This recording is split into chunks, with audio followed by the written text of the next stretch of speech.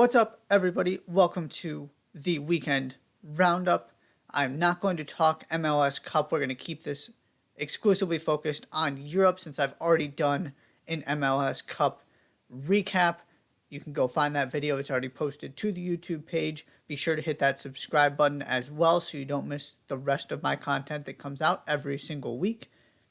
But a couple games I want to touch on here in the Premier League, and then in a big weekend in Serie A, going to give some thoughts on what happened in Italy as well.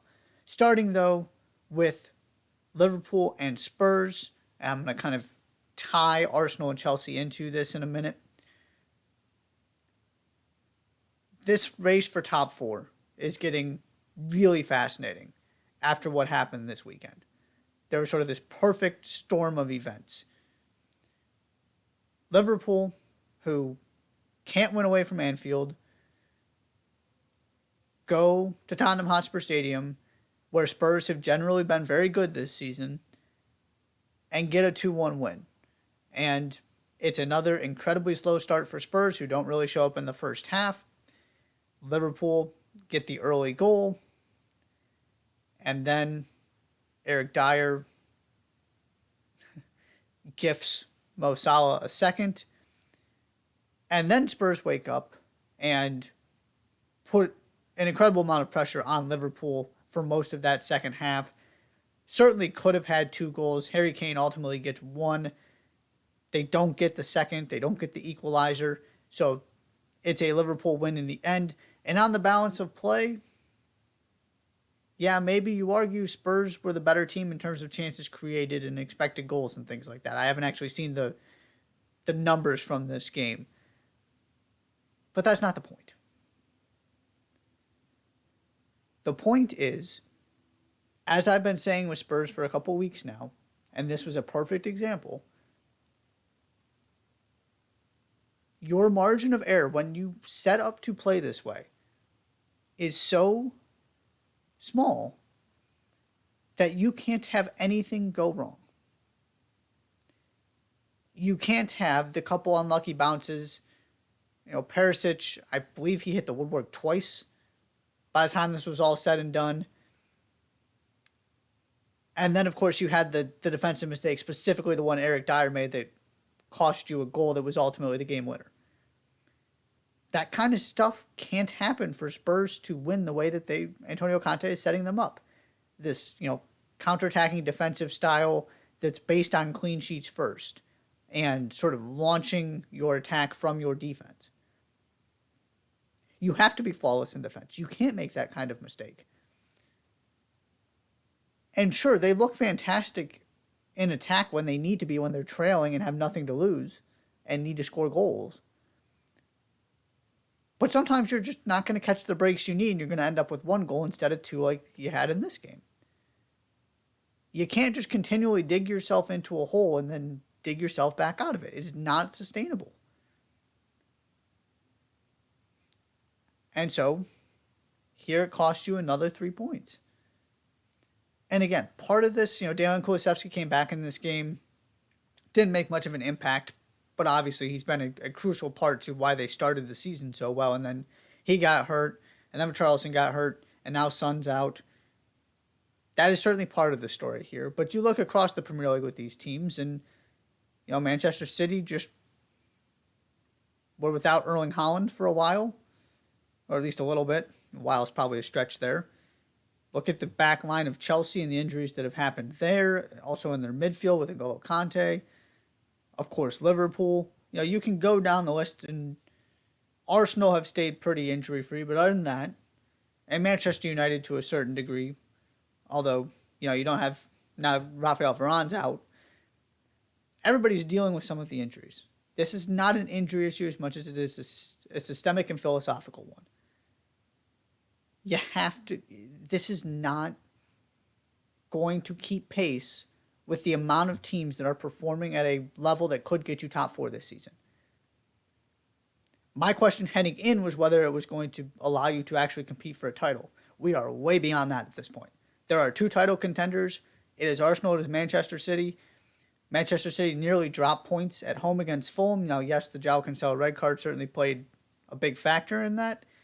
But it continues to go to my point that I made after the Liverpool loss, which is they are dropping points against teams they shouldn't be dropping points against and having these close calls sometimes. They're going to blow some teams out 5, 6, 7, nil, whatever it might be, because sometimes they're just that good. But they haven't actually played the best teams in this league generally. There are going to be more points dropped. Arsenal are absolutely in this, and they have found a way to bounce back from a couple bad performances and stay right there and keep that pressure on Manchester City. This is a two-horse race for the title. The question now for the rest of these teams is top four. Getting back to Spurs and Liverpool for 1 second here. Liverpool are now only 7 points back of fourth with a game in hand. After everything they've done, as bad as they've been away from home, these bad losses that they've had, it is 7 points. They've got a soft schedule to finish out before the World Cup and coming back those first couple games after the World Cup that they could easily close this gap even further. And you look at what happened this weekend. Spurs still have the same issues and are really struggling to show up in the first half. Manchester United, who have generally been really good, maybe not great, but at the very least picking up points and have had some good performances recently, doing what they need to do to put themselves in top four consideration, even if it hasn't been perfect all the time. Lose to Aston Villa, who just fired their manager. And, this is game one for Unai Emery. They looked brilliant. And Chelsea continue to have no answers in attack, and Arsenal handle them really easily. I still, of these teams, think United is in the best position. But I need to see a little bit more from United from a consistency standpoint to really buy into that. And then the other team that's now up to third is Newcastle. I believe in Newcastle. Am I 100% sure they're going to finish top four? No. But they're going to be in that conversation. That I'm confident in. But you're looking at the rest of these teams, and quite frankly, if I'm Liverpool, if I can just hang around, if I can get another win heading into the World Cup break, you get Jota healthy, you get Luis Diaz healthy, now you have Ibrahim Konate to play center back with Virgil van Dijk. I feel pretty good about this, considering how things have gone. They've done this before.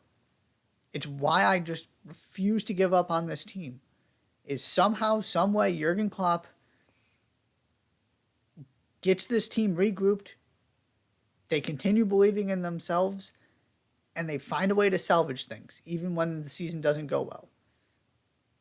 They did it a couple seasons ago, and I think they're going to do it again. If I had to pick right now, after what I saw this weekend, give me Liverpool as, and maybe not third, but if I am picking, I'm taking Liverpool to get one of those Champions League spots. There was this opportunity to really capitalize while they have been struggling. And it didn't really happen. You left them within the conversation, within striking distance, and there's a good chance somebody loses a Champions League spot because of it ultimately. That is all for the Premier League. Moving on to Serie A. 3 high-profile matchups this weekend. First, your top-of-the-table clash. Napoli go into Bergamo and beat Atalanta. Atalanta started the game phenomenally well. Got a goal they deserved. Ademola Lookman has been sensational. And then, you could... First time really all season, you could start asking questions about Napoli, right? How do you respond from that Liverpool loss? Can they deal with this pressure? Because all of a sudden, this top of Serie A gets really close if they lose this game. And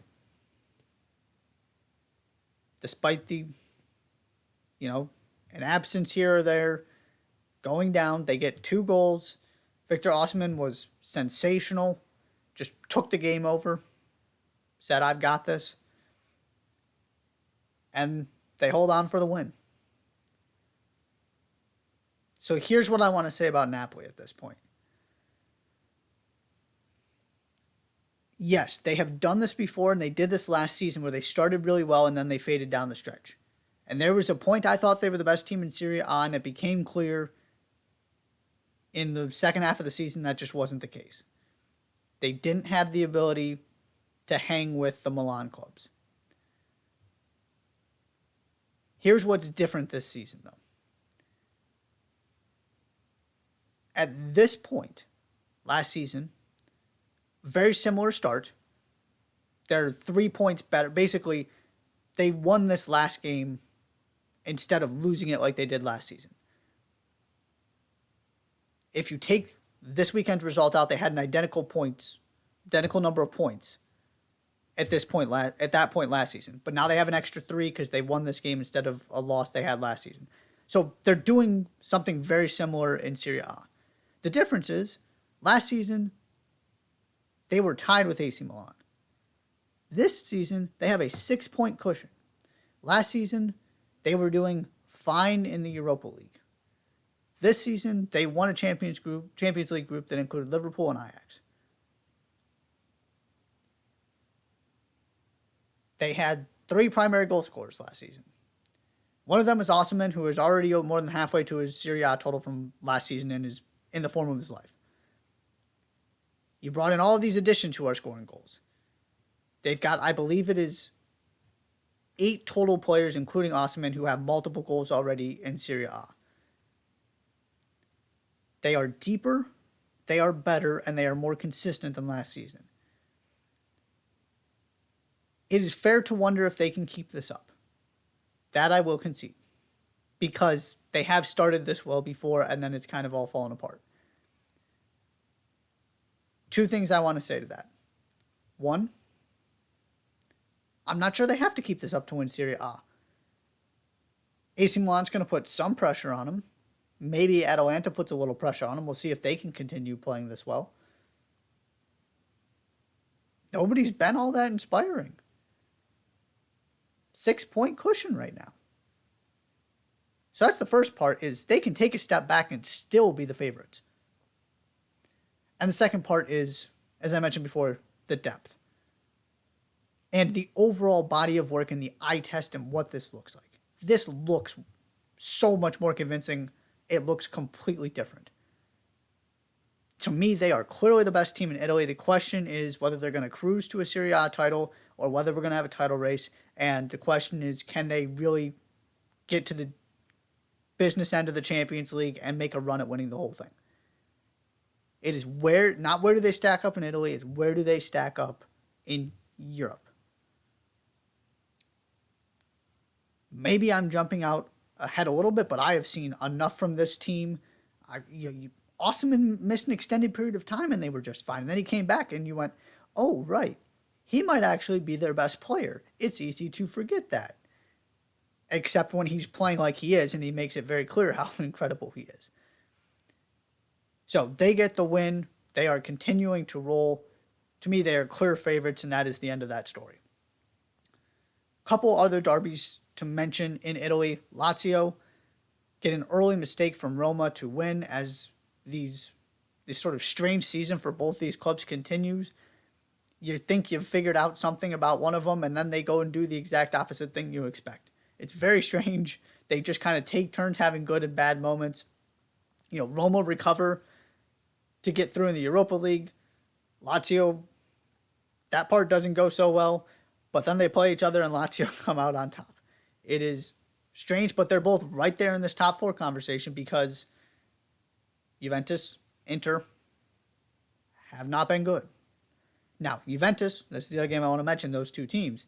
Juventus playing much better in Serie A, had a valiant performance against PSG. It's starting to look a lot better.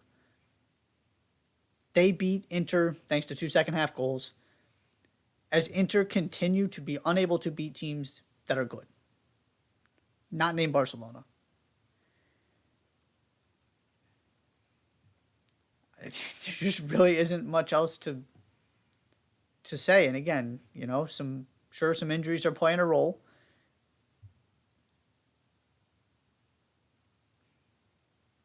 But you're spending too much money The expectations are too high for them to be this poor every time they come up against a good opponent, particularly Italian ones.